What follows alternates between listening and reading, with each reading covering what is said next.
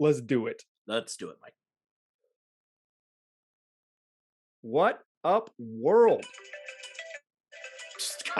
Perfect. Sorry, Mike. No, we're keeping that in.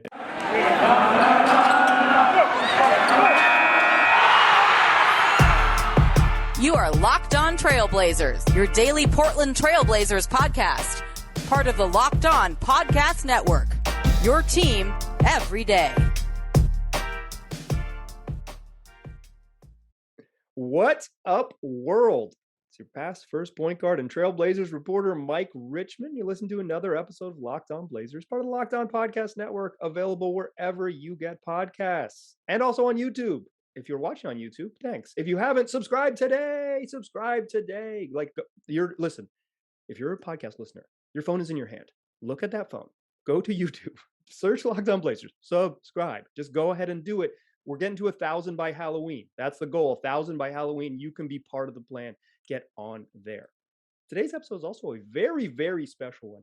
We are joined by my friend and yours, reporter for Trailblazers.com and the host of Blazers Balcony, none other than C-Hold himself, Casey Holdahl. How you doing, man? I'm doing great, Mike. How are you? I thought I would get like a fellow North Portlander mentioned there as well. You know, as we're passing each other in North Portland hotspots and so on and so forth. I actually moved to your neighborhood. I'm a Kenton denizen now. So you're in Kenton now. We're true neighbors now. I moved across Lombard. I live just west of Kenton Park. I don't want to tell people in the podcast. Yeah, I was gonna say I don't want to like get too deep into it, but just west of Kenton Park, man. I surely know what your house then. Like, I mean, I don't know that you live in it, but I guarantee if I saw it, I'd be like, oh yeah, I know that house. All right, I'll be able to look at it. No, I'm gonna walk around that area now and try to figure out if I can figure out which house is yours. All right. Well, no more clues because this podcast is relatively popular. So I don't. I'm not afraid of you, dear listeners. But, I live a life. Absolutely. The Blazers are one exhibition game in. They've played one fake game and maybe half of one fake game, depending on how you want to measure it. What were your just sort of initial broad reactions from one preseason game that lost to the Warriors on Monday? Yeah, I would say initially it was, I can see some changes here, but also it looks like they've practiced for 5 days, 6 days, and played a Warriors team that shot 69 3-pointers. Like you can see the bones of the changes they want to make, particularly on the defensive end. But other than like actually visually seeing it, I don't know that I would really have a whole lot of other takeaways other than that. The one takeaway, I guess I would say, I thought Anfernee looked great at the point. That was probably like my biggest like positive takeaway. I didn't really have a whole lot of negative takeaways. In fact, I can't think of anything that was particularly like, oh boy, I feel like that's going to be a problem. But like from a positive perspective, I would say the way that Ant played and just generally like, yeah, you can see that there's some differences here, but it's obviously going to take a bit of time. Yeah, let's spend a little time on Anfernee Simons. Listen. We've heard Anfernee Simons as point guard for several off seasons, and it hasn't come to fruition, both because he was probably incapable of doing it and because the coaching staff didn't put him in that position. Seems like things have aligned. He looks better, and the coaching staff is giving him those chances. Like specifically, what impressed you about Ant as point guard? Well, I think one, just that it looked like he was looking to get other guys involved because, previously last season, when Ant gets the ball, it's like, he's coming off a screen and he's raising up and shooting. Like, and he was great at it, He's an elite shooter. He's an elite shooter. So it's like, go ahead and shoot it. Yeah, exactly. You don't fault him for it because it's like, that's his most reputable, marketable NBA skill right now. So why not lean into it? Yeah. But I didn't ever really feel like you like saw him coming around picks and then like surveying the court to see like, okay, like where's the guy at? What's the play? How can I get other guys involved? And it really did seem like in that first preseason game, that's what you saw. Like it really seemed like he looked to get other guys involved first. Whereas before, I think it was more like, I think it was probably a passing thought. And then it's like, okay, now I'll get shot. And I felt like in that first game, it was like, no, he's maneuvering through these screens. He's threading the needle. He's throwing pocket passes. Like he's not leaning into, if the first play is there, I'm going to make it. But if not, then I got to do what I got to do. And I think just that in and of itself, I think shows a level of maturity and growth for Anfernee that we had not seen before. And I think that you're exactly right, Mike. I think that, part of it was that, he probably wasn't ready to be a backup point guard on a good on a playoff team. NBA team. Yeah, it's a big exactly ask. like that's a lot. Like it's the most difficult position to play. Yep. You're coming off the bench. It's hard to get into a rhythm.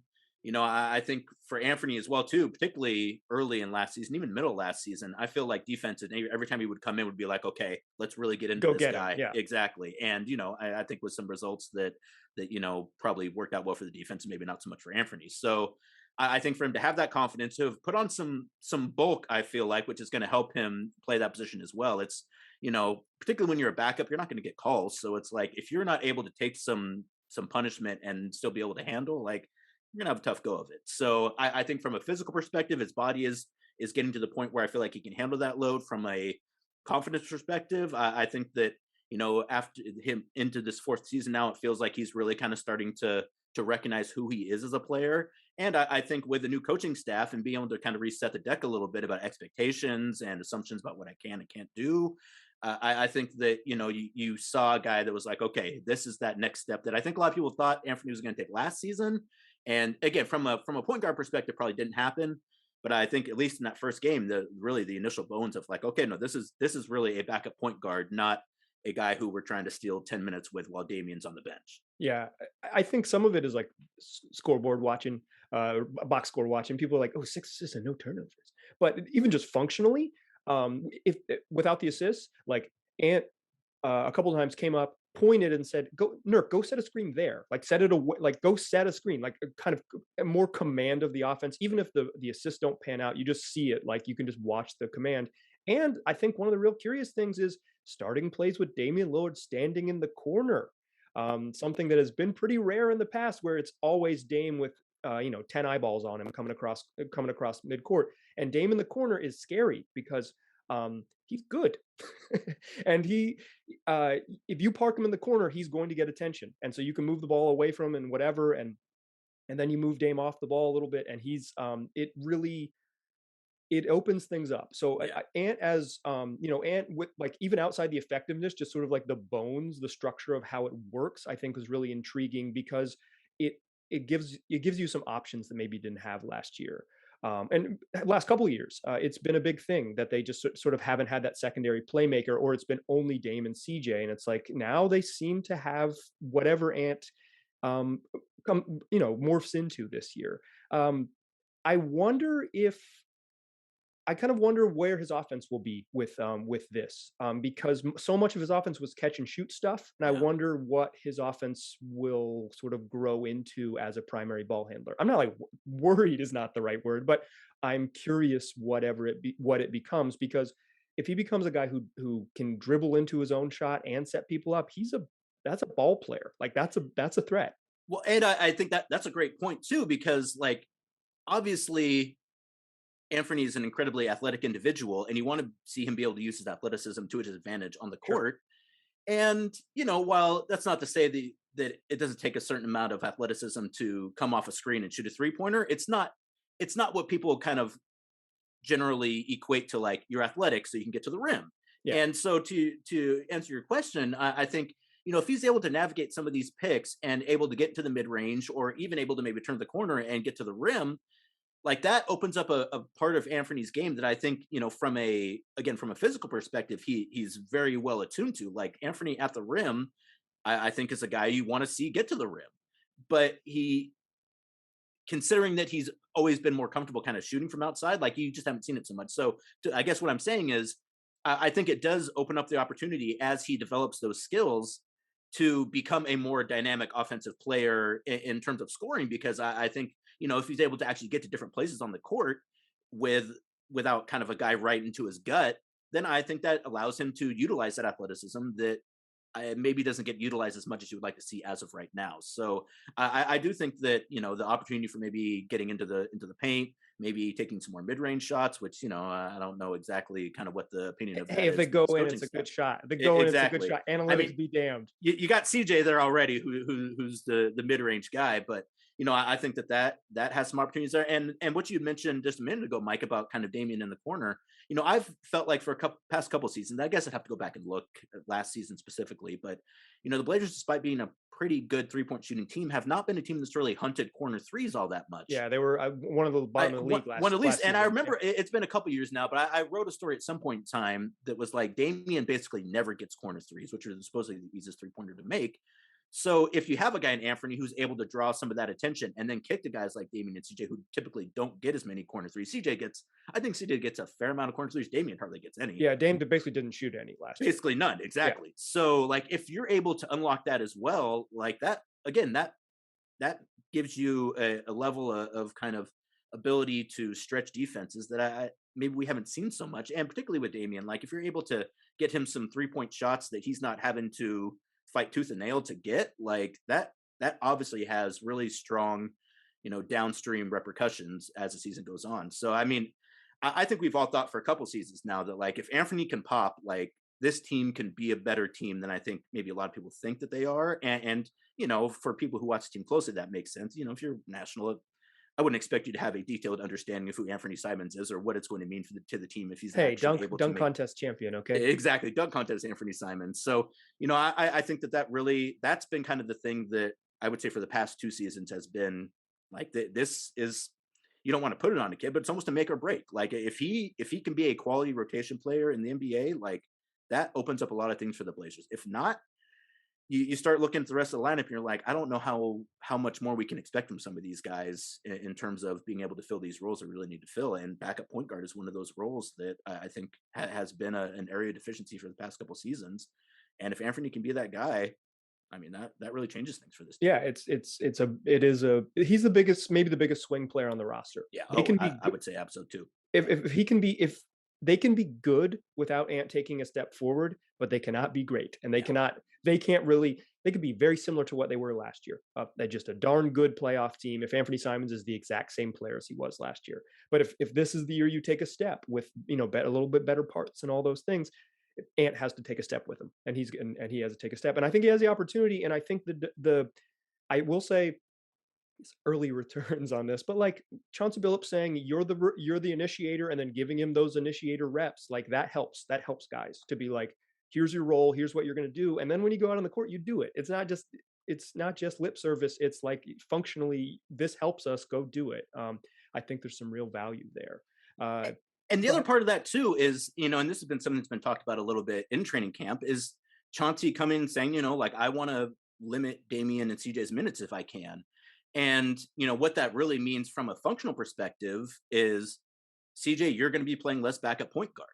Right. And I think that can be a difficult thing to tell a player too. I mean, when CJ was asked about it, he was basically like, I don't want to. That's the coach's decision, but yeah. Like I like playing minutes, I think he said specifically, I don't want to play less minutes. Yeah, and if yeah, exactly. I don't even think it was subtext. It was more like, well, no, I want to be out there. And he was basically like, yeah, if we're up 25, then great. But if not, like, I want to be out there. And so when you have a new coaching staff come in, it kind of resets that deck a little bit. And it's like, well, we want to get Anfernee these minutes. And one of the ways to do that is to give him backup point guard minutes. And CJ has functionally been the backup point guard for this team for the last 5-6 seasons. That's if we want to give Anfernee this chance, if he really is our backup point guard, which is what Neil O'Shea said at the beginning of last season, he's going to have to be able to play backup point guard. You have to give him those minutes. Like you can't put him on the floor with CJ, have CJ handle the ball and say that Anfernee is our backup point guard. Like, so that's another part of the coaching too, where it's like for Anfernee to take that step forward, I think you're exactly right. I think Chauncey kind of does give him some confidence, but then also the confidence that comes with like, hey, they are going to give me these minutes. And maybe CJ is not going to like it so much, but he's going to be fine with it. And we're going to stick with it. We're actually going to give it a real college try, which I don't think that you can say the team really did last season and particularly season before that. Right. For sure. And, maybe, and not for necessarily no reason, like the skills might not have been there yet, but I mean, totally at this point, to your point, like if you're not going to do it, there's only so far this team can go. Yeah. Anfernee Simons is extension eligible. You think he gets a contract extension? If you just had to guess.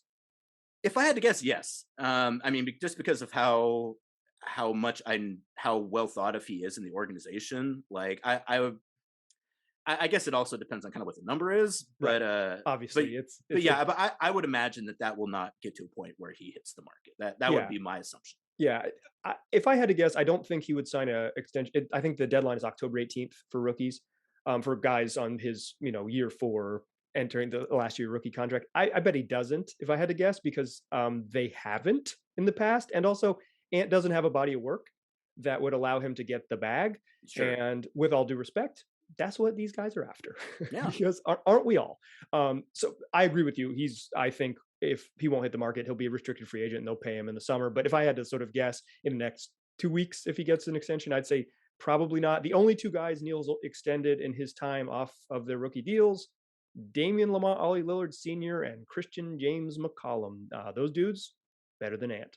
Yeah, absolutely. And you're right. Like it, and at this point too, it's probably both parties are probably like, you know what, like, oh yeah, Ant doesn't have much incentive. Yeah, exactly. I don't know who. I mean, I guess the Blazers, if you get locked in for something real low, would be like, well, of course we want to do that, but I don't think there's really a concern there that like, oh, we might lose Anfernee, and I think from Anfernee's camp as well, it's probably like we can see where this is going, and we feel good about it, and why don't we see what it is first? Exactly. Chance to make a bunch of money over the next 6 months, like a bigger role, better player than he was. Like this is it might make sense for both sides to just go ahead and wait, unless he's going to agree to like 4 for 20.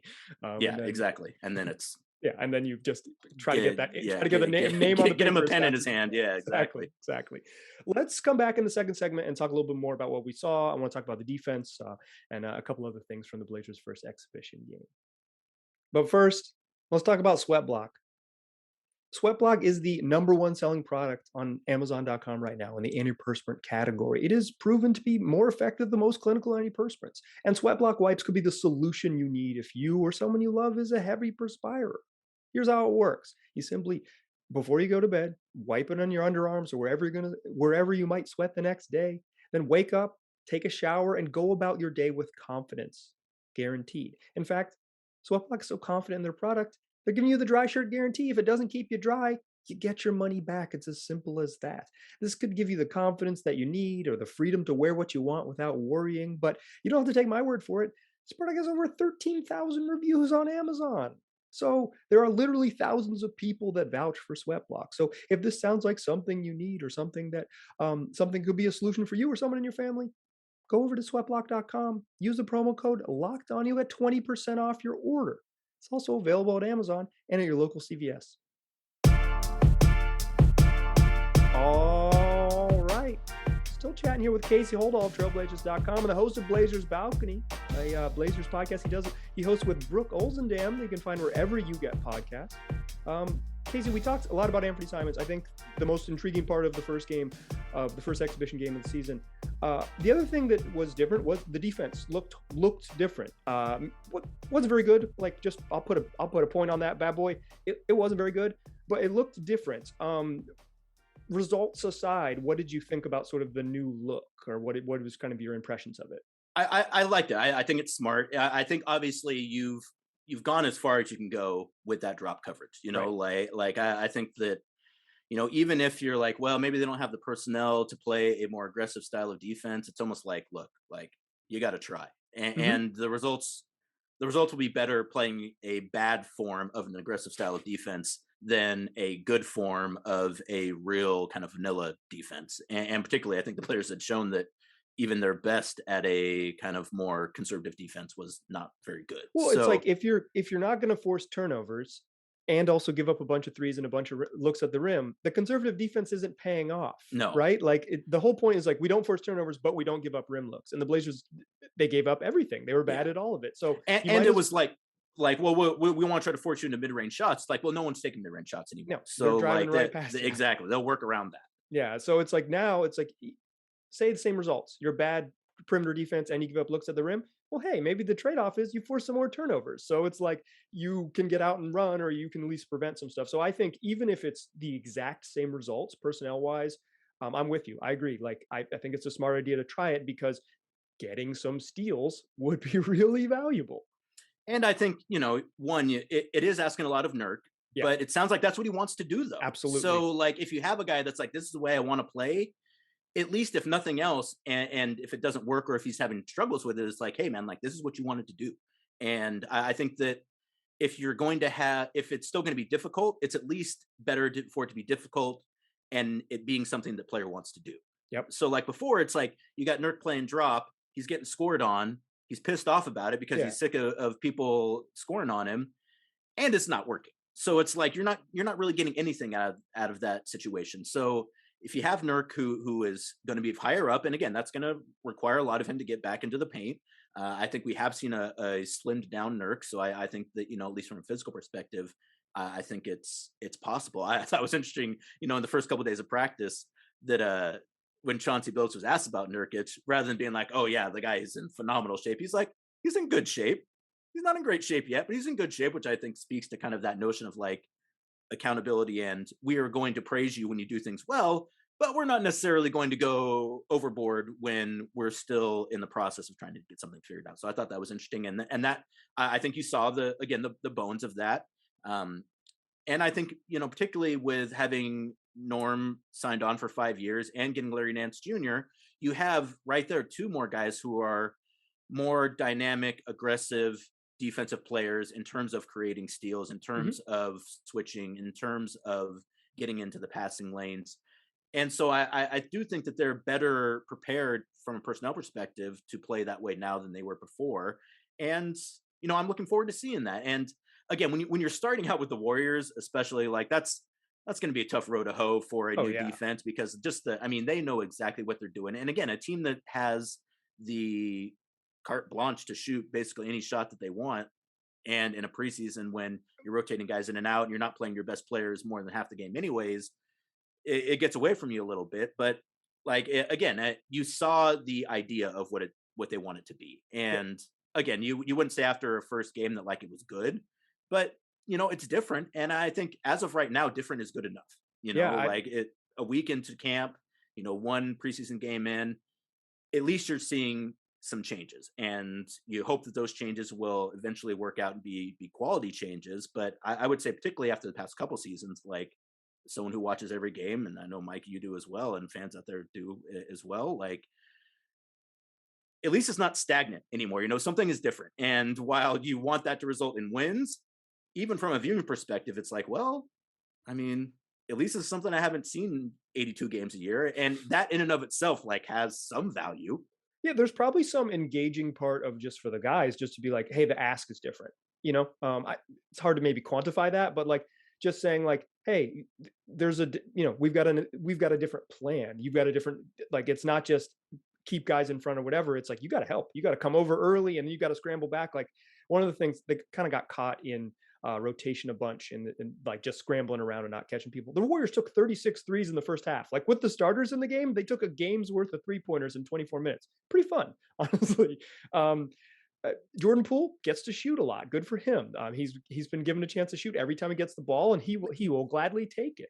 That 3 that he stepped into from like 3 feet back, that was like, as soon as he, like, you could even tell like on his approach, like it was like, it's cash. Like, I don't know if you know which one I'm talking about, but it was like, I think it was the right wing. I remember that. Exactly. And I was like, he's got that. Yeah. Like that's yeah, he's going to be a player. Okay. Yeah. They let him shoot a bunch when they sucked. Remember that game? This is kind of an aside, but you remember the game when he when him and Dame like got into it like right before half? Yeah.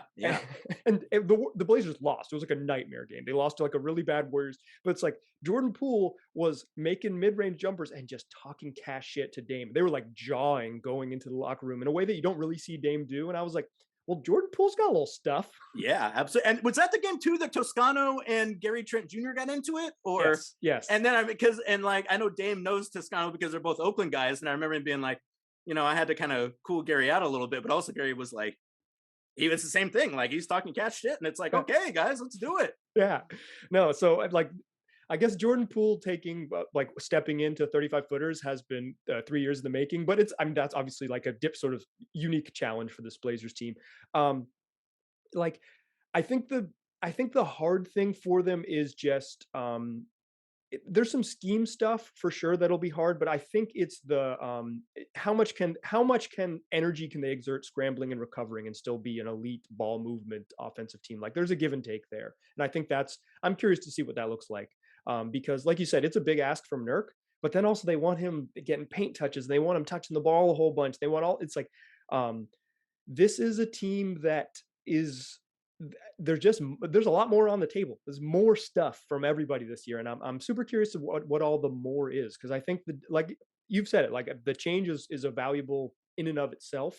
But there are a lot of wrinkles to this challenge. There are a lot of wrinkles to this challenge for sure. Let's come back in the third segment and a couple other news and notes from our first exhibition game, and then I'm gonna make you make some predictions or something difficult just because I got you here. I'm gonna make you put your name on something. That's what we'll do here in the third segment. But first, let's talk about Built Bar, the best tasting protein bar that there is. Look, Built Bar comes in a bunch of different flavors, so there is something for anybody's palate, no matter what it is. If you're a heavy chocolate person, you can go get the double chocolate or the cookies and cream, a personal favorite of mine. If you're into the fruity flavors, you can get things like raspberry or strawberry or orange. If you want mint brownie a little to mix it up, that's available for you too. But it's not just that you'll find something for whatever your taste buds are. They also pack a punch. Peep the macros: 17 to 18 grams of protein, 130 to 180 calories, 4 to 5 grams of sugar, and only 5 grams of net carbs at the most. Listen, all tasty, all healthy. Don't go looking for a better protein bar. You're not going to find one. Instead, go to built.com. Use the promo code LOCKED15. You'll get 15% off your order. That's promo code LOCKED15 for 15% off at built.com. Today's show is also brought to you by betonline.ag. Listen, it's football season. It's time to, if you want to bet on football, things that are happening on the gridiron, it's time. This show is right up against football weekend. If you listen to this right when the show comes out, it's Thursday Night Football. If you listen to it a little bit later, it's college football on Friday night or college football on Saturday or a full NFL Sunday ahead of you. So if you want to get on the action where there's odds on every games, props on every games, live betting on games, contests throughout the weekend, there's no better place to do it than betonline.ag, your number one source for betting on all things football this season. And if you sign up right now using the promo code LOCKEDON, you'll get a 50% welcome bonus on your first deposit. That means for first-time customers, they will give you a 50% welcome bonus. A $200 deposit becomes a $300 deposit with this promo code LOCKEDON. So you don't have to bet on football. The promo code works for whatever it is, whatever deposit you want to make. If you want to bet on basketball, the WNBA playoffs, you want to bet on baseball, the MLB playoffs happening right now, or do you want to play your favorite Vegas casino games? It's all available there at betonline.ag. So go take advantage of this offer. It's Bet Online, where sports start. Still a pass first point guard. Still Mike Richmond. You're still listening to Locked On Blazers. Still chatting here with Casey Holdahl of Trailblazers.com and the co-host of Blazers Balcony, available wherever you got podcasts. So we talked about the defense. We talked about Anfernee Simons. Nazir Little didn't look good. We don't need to belabor that.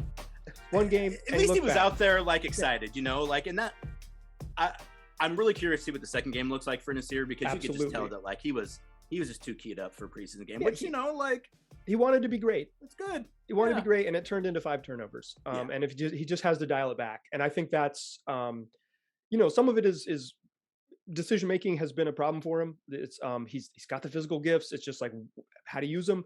But I will say Nazir looked bad. Let's let him play another game. I think that's as simple. What were your other impressions? Before Cody Zeller broke his nose and the little bit we saw of Larry Nance Jr., what do you think of the new guys? I thought they all provided something. I thought that, Zeller, you can see a fairly stark difference in the way that he plays compared to the way Ennis played. And I think that, some positive things there. And I was probably higher on Ennis than a lot of people were, but just the notion of having a heady defensive presence in the paint. That's not going to he's obviously not going to block a ton of shots. He's not going to be racing out to the perimeter, but I think you saw exactly what you wanted to see from your backup big until, Iguodala rearranged his nose the day before his birthday. Happy birthday, Cody. Jeez Louise. To the guy who was man, this injury prone guy, I was come on, man, getting your nose broken is an injury, but it's not you get your nose broken in an NBA game, walking out of the tunnel. So that. And Iggy felt so bad, or I think he doesn't like Iggy, so I apologize, Andre. But he put his hands up to got him. I got him really good. But you notice he didn't like look at him or anything. It was more, he was like,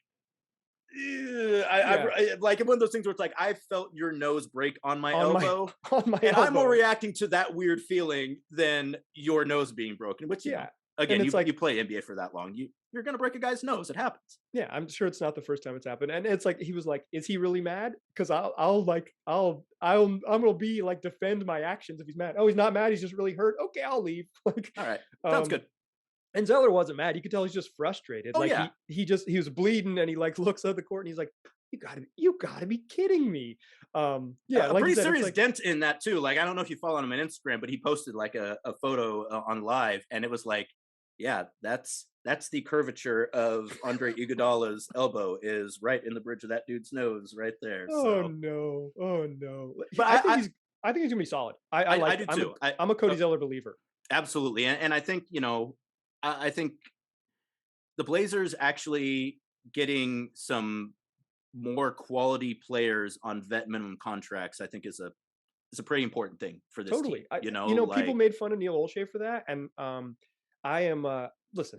If y'all listen to this podcast, you know that this is a space where we are happy to be mean to Neil Olshey when he deserves it. But he's right. He was right. Like, getting Cody Zeller on a minimum is a boon for the franchise. And if for longtime listeners, you'll know this is another callback to Neil's right.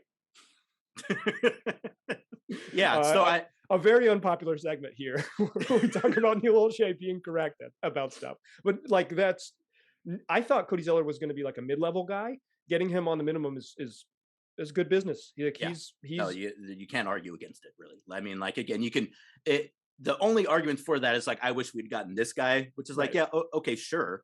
But like, that's separate from, but you got this guy. Like, whether or not this guy was a good signing or a good trade or not is not necessarily the same as, yeah, I wanted to see a blockbuster. That doesn't necessarily mean that this is not a good move. It's just not maybe what you want to see. Like, those are two different things. Yeah, Cody Zeller not being an all-star is true. Cody Zeller being pretty solid, also true, independent of one another. Larry Nance didn't do much, like, box score-wise, but what do you think about him? I mean, I'm really high on Larry, and you know, I thought you're exactly right. Like, I didn't see a ton out of it, obviously. I also think that, you know, he's a guy who's really going to benefit from playing with Damian and CJ, and, you know, an entire second half, both those guys sitting doesn't really give you an opportunity to see that a whole lot. Right. And since he's coming in on the second unit, you know, there's, and you're only playing a half, like, you're only really seeing maybe like 7 or 8 minutes of that pairing, which, you know, very little. We'll get there. But I mean, I think you saw what you wanted to see. A guy who's engaged on the defensive end, who positionally and from a rotations perspective knows what he's supposed to be doing, and maybe a bit more than kind of some of the other guys on the team. And so I think maybe there's some catching up that they need to do to kind of get to Larry's level. But I don't know that I'd make any kind of strong declarations about it. But I mean, I feel like you saw what you wanted to see. And I think I would say that entire game was like, you saw the bones of a better team. And I think with Larry, you know, like, I would have liked to have seen him play more with that first unit, or kind of with parts of the first unit. Totally. I'm really curious to see what they're going to do in their closing lineup. Yep. And obviously you don't see any of that kind of stuff in a preseason game. But, yeah, I asked Chauncey about that, like if he was going to do like a full-on dress rehearsal, and he said, I'm not there yet, which I think was honest. Like, he's like, I just haven't made a decision. Like, this, like, first of all, he doesn't know who I am. Literally the first time I've ever interacted with him. So he's not going to be like, Mike, I'll tell you. He's like, good question. I don't know. But he was like, I'm just not there yet, which I think is honest. Like, I haven't made the decision, but I also think it's like, he's like, like, we don't need to, maybe, like, we can see all the parts and then put it together. So I'm not sure that we'll see anything that resembles a real game in the exhibition season. Also, I don't think that Damian Lillard and CJ McCollum need to play 36 minutes in a game that doesn't count. I'm against it.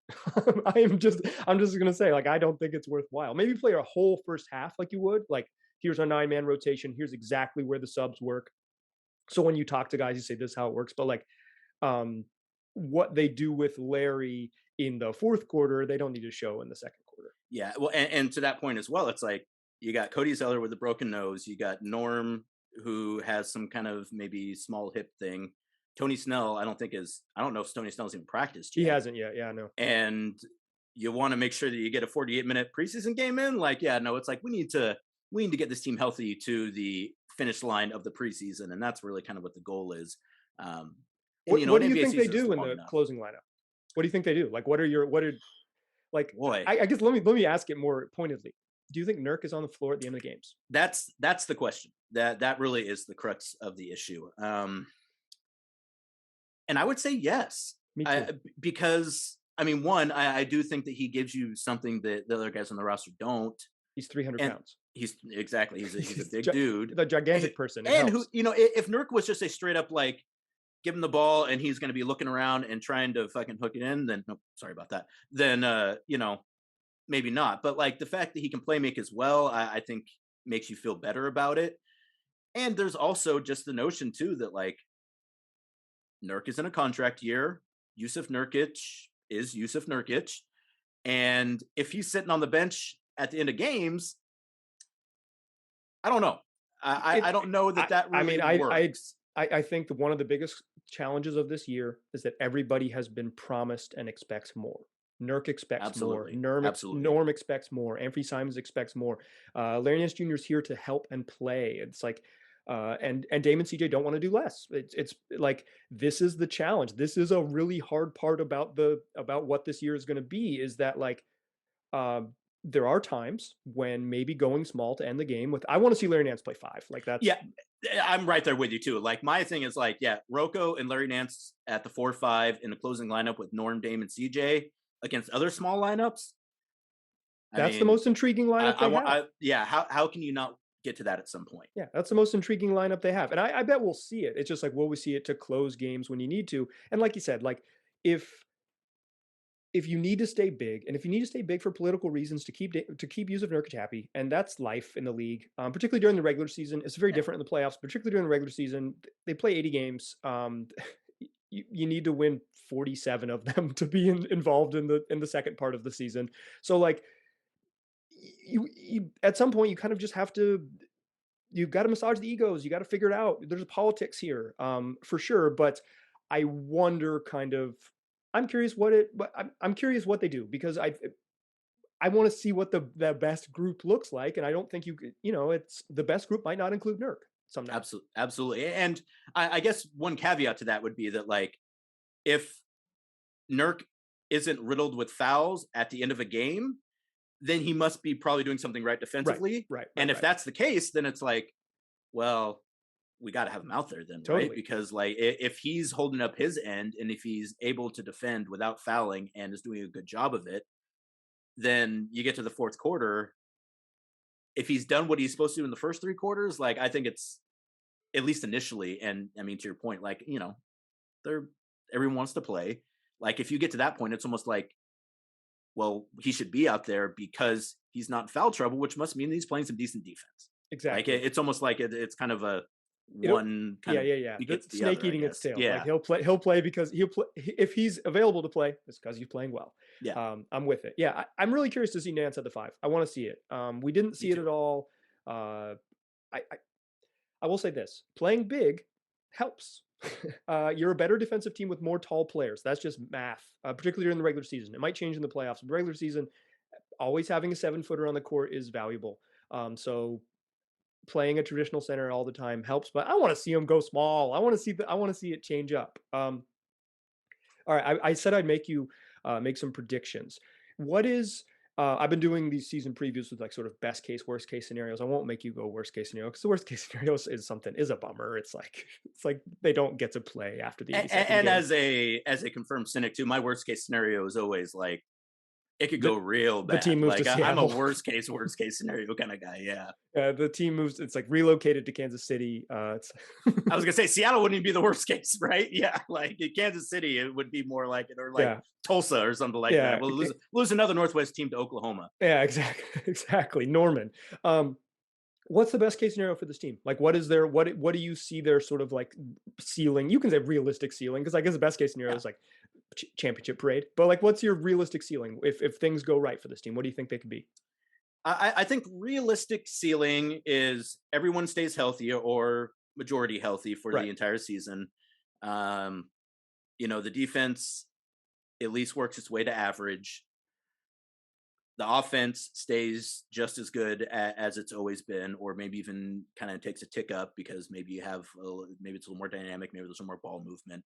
So for me, I would say like a realistic best case would be like top 4 in the West. Yeah. I would say, and that it's kind of hard to say because there is so much talent in the West. But I mean, I think obviously after you got the Lakers.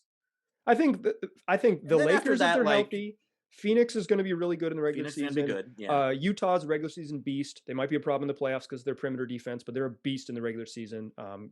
Like I think those 3 teams are better. I'm not sure anyone else in the West you can sit here and say is better than the Blazers. Yeah, if Kawhi was healthy today, it's probably hard to slot him in above the Clippers. But with him being out, yeah, I would say that 4th spot, like I wouldn't say it's up for grabs, but I think it's a realistically feasible best case. Yeah, I think the Blazers are in that same sort of whatever the Clippers are, they're a mystery. The current state of the Denver Nuggets before Jamal Murray gets back, the Dallas Mavericks, and the Golden State Warriors. I think all those teams are kind of in the 4-ish range. Unfortunately, the math suggests that one of those teams is also 8th, which good luck. It's the West is just going to be brutal. Like it's just so good. If you think New Orleans got better, that's a nightmare. I'm maybe a hater, but too many Duke guys. Yeah, I'm not buying the Pelicans just yet either. Like I'm a Willie Green guy. I like Willie Green. He seems nice. Yeah, he seems cool. But like too many Duke guys. You gotta diversify your bonds, as they say. Shout out to Wu-Tang Financial. Hi, Michael. Yeah. Say, speaking of, that sweatshirt there is really there you go. That's the Wu. Yeah, exactly. Actually, somewhere back here behind me is a Wu-Tang record. But I think 4th is reasonable. I think this is a team that if everything goes right, they're in the Western Conference Finals. Yeah. That's everything going right. It's hard, and like we just said, like the West is going to be tough. But they were, the way the season ended, it felt like this team sucked. And if you look back, it's like they were just kind of okay. They were a solid team in a very competitive West. They just missed out on the 5th seed, and they played terrible in the couple of playoff games. And it really just kind of felt like towards the end there, it was like you almost kind of knew what was coming. And it seems like it's hard to play your best and to be your best when everyone can kind of see this thing is moving in a direction. So like, again, I agree. Like, obviously the way the playoffs ended last year was miserable. But they were a fairly good team that played god awful defense. So like, again, if you can just even assume some marginal improvements. Yeah. If they're 19th, it's not hard to see them there. Yeah. If they're a below average defense, like say they're bottom 12 in the league, like 18th or something, they're going to be really freaking good. Yeah, if they're an above average defense, they're going to be a problem. We're 1 game into the experiment. I don't know if they look like an above average defense yet, but like you can, like you said, you saw the bones of a team that's getting better. The problem is a bunch of freaking good teams in the West. Yeah, you're not getting a whole lot of nights to kind of work through it or figure it out. Exactly. Like no one's going to feel sorry for you if it's a challenge, because they are also experiencing this challenge. So it should be a lot of fun. Casey, if people are looking for more of your stuff, where can they find it? Trailblazers.com/forwardcenter.net. You can follow me on Twitter, though I wouldn't necessarily recommend it, at Chold. Instagram, Casey Holdahl. And give us a subscribe to the Blazers Balcony, myself, Brooke Olzendam, new episodes hopefully every week. And I wanted to say that, I used to bust Mike's chops a bit, back when he was working for the O and I was doing the podcast with Joe, and, Mike had his podcast, and, I'd needle Mike every now and then about, the quality of our podcast and how it was more popular than his podcast. And now I have to say, Mike does have the best Blazer podcast out right now. And, thank you, Casey. And I mean, that's not me just patting him on the back and thanking him for having me on a show. I mean, I really think you do, Mike. And so after giving you a hard time all those years, me sitting in front of you on press row and kind of making comments, up to the balcony, it's come full circle, and now you're the top dog, and I'm trying to catch you now. So congratulations, Mike. I appreciate it. I'm gonna text my friend Chuck after this and tell him that he blew it. Exactly. Yeah. if he could have just stuck it out a little bit longer, he could have been at the top of the Blazer podcast game. Oh no, he's moved on. I mean, he was never a media professional, but he's moved on to bigger and better things in his life. Shout out to Chuck. Charles, if you're listening this deep in the podcast, hey, you can still get back. Well, I'll have you back on. I don't care. Dear listeners, listen, Casey gave about as good a promo as I could possibly ask for. So he's going to have to come back on the pod for more praise, because we always love it here. But do me a favor, if you're this deep into the episode, you like what you heard, so subscribe on YouTube. We're trying to get to 1,000 subs by Halloween. You could be in the first 500. Get in there today. You could be the first 500. Tell your friends about this podcast. They can find it wherever they already get podcasts. Just search Locked On Blazers. We will be there waiting for you. Close out the week with another player preview. We're talking all things Anfernee Simons. Like I said, make sure you're following Casey on all the socials and reading his work at trailblazers.com. Appreciate you listening. Talk to you soon.